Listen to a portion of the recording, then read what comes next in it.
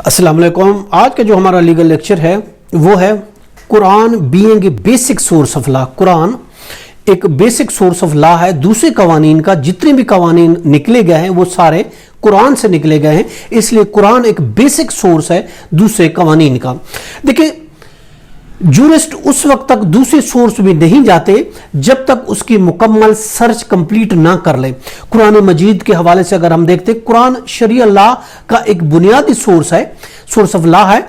और कुरान मजीद में चैप्टर 16 और आयात 64 है जिसमें अल्लाह ताला का फरमान है कि हमने तुम पर यह किताब उतारी मगर इसलिए कि तुम लोगों पर रोशन कर दो जिस बात पर इख्तलाफात करें, और हिदायत रहमत ईमान वालों के लिए है।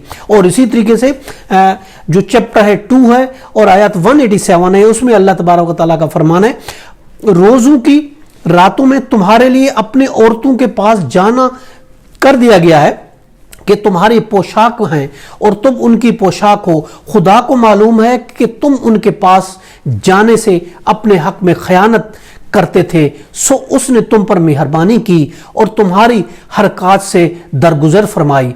अब तुमको अख्तियार है कि उनसे मुबाशरत करो और खुदा से जो चीज तुम्हारे लिए लिख रखी है यानी औलाद, उसको खुदा से तलब करो कि खाओ पियो कि यहां तक कि सुबह की सफेदी धारी रात की स्याह धारी से अलग नजर आने लगे, फिर रोजा रखकर रात तक पूरा करो।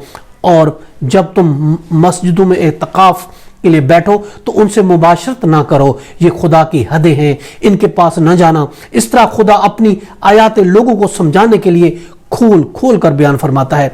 अब अगर हम बात करता कि तुम परहेजगार बनो, ये थी 187 वर्स। कुरान मजीद की तकसीम अगर हम देखते हैं, देखिए कुरान मजीद के 30 डिवीजन हैं और 114 चैप्टर हैं, 6666 वर्सेस हैं।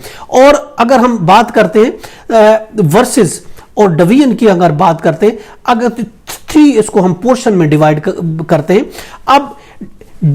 अब इसमें जो वर्सेस वो हैं जो डिवोर्स को डील करती हैं, उसमें रिलीजियस अफेयर्स को और उसकी ड्यूटीज को डील करती हैं, जो बिलीव ऑन द अल्लाह और इसके लिए जजमेंट डेट के हवाले से वो आ जाते हैं। और इसके अलावा वो आ जाते हैं कुछ जो हमने जैसा बताया कि इसके 3 पोर्शन है। जो पहला पोर्शन हो गया वो हो गया रिलीजियस ड्यूटीज को डील करता है, और इसके अलावा बिलीव ऑन अल्लाह और जजमेंट डेट को वो करता है, डील करता है। जो दूसरा पोर्शन है वो डील करता है कुरानिक इथिक्स को, और तीसरा जो उसका है वो डील करता है रिलेट टू द मामलात, जिंदगी के रोजमर्रा जिंदगी के मामलात को, यानी रियासत के साथ आपके और खरीदो फरोख्त, कारोबार और इसके अलावा विटनेसेस गवाही वगैरह के जो मैटर्स है, रोजमर्रा के मैटर्स, वो जो है वो डील करता है। अब अगर हम अहकामात की बात करते हैं, उसमें 2 मेन कैटेगरीज हैं, 2 मेन कैटेगरीज उसमें हैं। एक हुक्म तकलीफी, इसके अलावा और दूसरा है हुक्म वदी। हुक्म तकलीफी ये है to create an obligation for the commission और ओमिशन, यानी कोई चीज करना या कोई चीज ना करना उसके बारे में कहा गया। और इसके अलावा वो रूल्स दूसरे जो हैं हुक्म वदी, वो रूल्स हैं, उन रूल्स के दर्जात जो हैं, हुक्म रुकावट है, किसी चीज की शर्त की वजह से कोई फैसला आया है, कोई फेल अदा करना है, सही है ये गलत है, ये उसके हवाले से है। बात करते हैं कैटेगरी ऑफ लॉ रिवील्ड। देखिए, ज्यादातर कुरान मजीद की आयात उन हवाला जात के साथ दी गई हैं जो आपकी जिंदगी में जो मैटर्स हुए हैं उनकी अगर हम कैटेगरीज करना चाहते हैं तो उनकी कैटेगरीज ये है।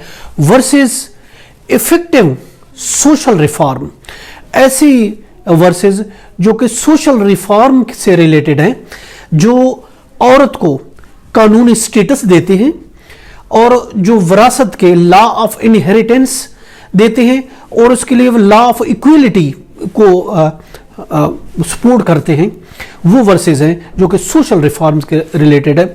दूसरी वो हैं जो एब्रोगेटिंग वर्सेस हैं, वो कुरान मजीद की वो आयातें एब्रोगेटिव वर्सेस हैं जो रिपेल हैं, एब्रोगेट ऑब्जेक्शनेबल, कोई अगर ऑब्जेक्शनेबल काम है उसको रोकने के लिए एब्रोगेट करने के लिए, रिपेल करने के लिए वो कुछ है, यानी मना करने के बारे में। फॉर एग्जाम्पल इंटरेस्ट के बारे में, सूद के बारे में, ब्रेबरी है, रिश्वत के बारे में, और इसके अलावा कुमारबाजी है, और इसके अलावा अनलिमिटेड मैरिजेज, इन चीज़ों को रोकने के बारे में जो ला का सोर्स है कुरान मजीद की जो रिवेल्स किए गए हैं, एब्रोगेटिंग वर्सेस, वो है।